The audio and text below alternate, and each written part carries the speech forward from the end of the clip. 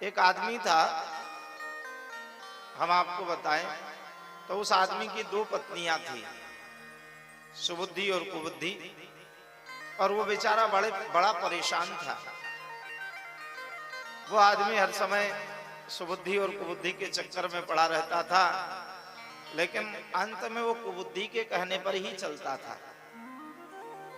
एक दिन भगवान शिव और माँ भवानी दोनों विचरण करने के लिए निकले संसार में। तो माँ भवानी की दृष्टि इस आदमी पर पड़ गई। अचानक से देखा ये तो बड़ा परेशान है, बड़ा दुखी लगता है।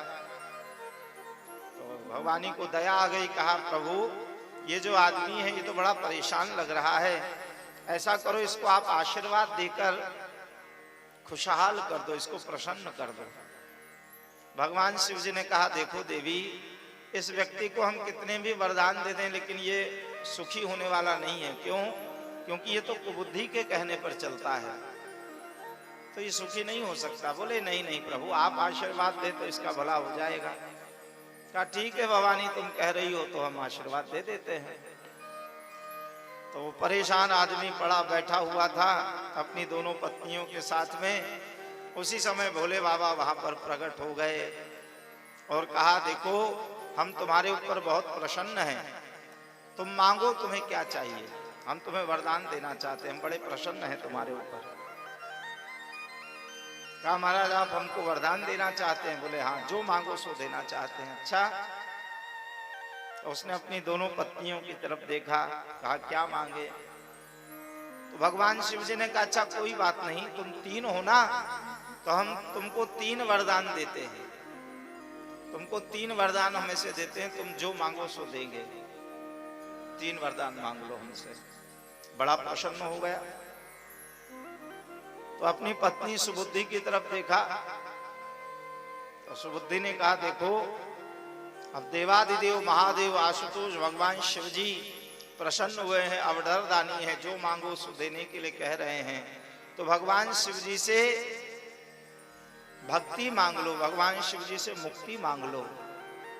ये संसार के सुख में क्या रखा है? लेकिन उसकी जो दूसरी पत्नी थी कुबुद्धि, उसने कहा, अरे क्या ये भक्ति और मुक्ति लगा रखा है?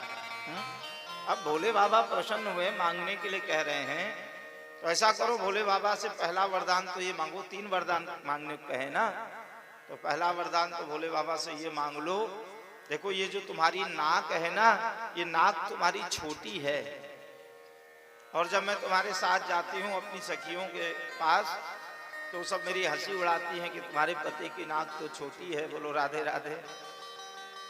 तो भोले बाबा से कहो कि मेरी नाक बड़ी कर दें।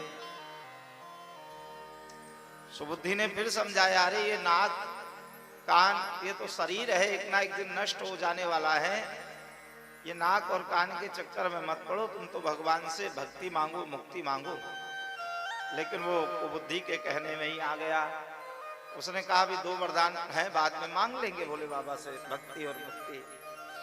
कहा, महाराज अब हमारे को वैसे तो सब है, लेकिन हमारी ये जो पत्नी है कुबुद्धि, इसकी इच्छा है कि हमारी ये जो नाक है ना वो थोड़ी छोटी है, तो इसको ठीक नहीं लगता, तो आप ऐसा करो, आशीर्वाद दो कि हमारी नाक बड़ी हो जाए। तो भोले बाबा ने कहा, ठीक है।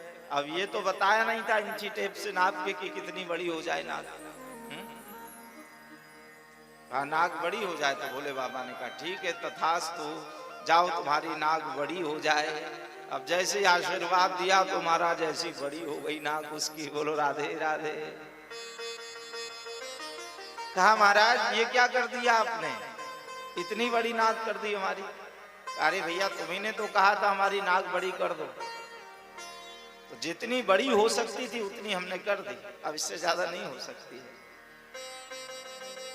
कोई बात नहीं, अभी भी दो वरदान बाकी हैं, मांगो तुमको क्या चाहिए। तो फिर से सुबुद्धि ने समझाया, कोई बात नहीं, नाक बड़ी हो गई तो अभी भी दो वरदान हैं। अवधर दानी देवादिदेव महादेव शिवजी आशीर्वाद देने के लिए खड़े हैं, अभी भी भगवान के चरणों में भक्ति मांग लो, भगवान से मुक्ति मांग लो। लेकिन फिर कुबुद्धि आ गई। उसने कहा, ये क्या भक्ति और मुक्ति लगा कर रखा है? हाँ, अब ऐसी इतनी बड़ी नाक लेकर मेरे साथ जाओगे तो मेरी सहेलियां सब क्या कहेंगी, हंसेंगे लोग तुम पर, इतनी बड़ी नाक करवा ली अपनी। ऐसा करो भोले बाबा से कहो कि मेरी नाक छोटी कर दे। तो महाराज फिर से उसी कुबुद्धि के कहने में आ गया। कहा महाराज दूसरे वरदान में आप ऐसा करिए कि हमारी नाक छोटी कर दीजिए। बोलो राधे राधे। और जैसे कहा कि हमारी नाक छोटी कर दीजिए तो फिर बताना भूल गया कि कितनी छोटी कर दे। छोटी कर दो। तो भोले बाबा ने कहा जाओ तथास्तु, तो तुम्हारी नाक छोटी हो जाए। तो अब तो ऐसी छोटी हो गई महाराज, एकदम जैसे बिना नाक का ही हो गया, एकदम छोटी हो गई नाक उसकी। कहा अरे बाबा ये क्या कर दिया आपने, आपने तुम्हारी नाक एकदम छोटी कर दी, दिख भी नहीं रही है। कहा भैया तुम्ही ने तो कहा था छोटी कर दो, अब जितनी छोटी हो सकती थी हमने कर दी, अब इससे ज्यादा नहीं हो सकती। कोई बात नहीं, अभी तीसरा वरदान बाकी है, मांगो क्या चाहिए। तो फिर से भक्त सुबुद्धि ने समझाया कि अभी भी मौका है, अभी भी आखिरी वरदान बचा है भगवान से, अभी भी भक्ति मांग लो, मुक्ति मांग लो। ये नाक में कुछ नहीं रखा है, ये एक ना एक दिन नष्ट होने वाली है। अभी भी भक्ति मांग लो, मुक्ति मांग लो भगवान से। लेकिन फिर से कुबुद्धि ने कहा अरे क्या ये भक्ति मुक्ति लगा रखा है, अब ऐसी छोटी सी नाक लेकर जाओगे सब कहेंगे ये तो बिना नाक वाला है। ऐसा करो भोले बाबा से कहो तीसरे वरदान में मांगो कि मेरी नाक जैसी थी वैसी ही कर दे। बोलो राधे राधे। तो फिर से उसी कुबुद्धि के चक्कर में फंस गया और भोले बाबा से कहा भोले बाबा ऐसा करो मेरी नाक जैसी थी महाराज आप तो वैसी ही कर दो फिर से। बोलो राधे राधे। भगवान ने कहा तथास्तु जाओ ऐसा ही होगा। और उसकी नाक जैसी थी वैसी फिर हो गई। तीनों वरदान पूरे हो गए। भोले बाबा वहां से चले गए।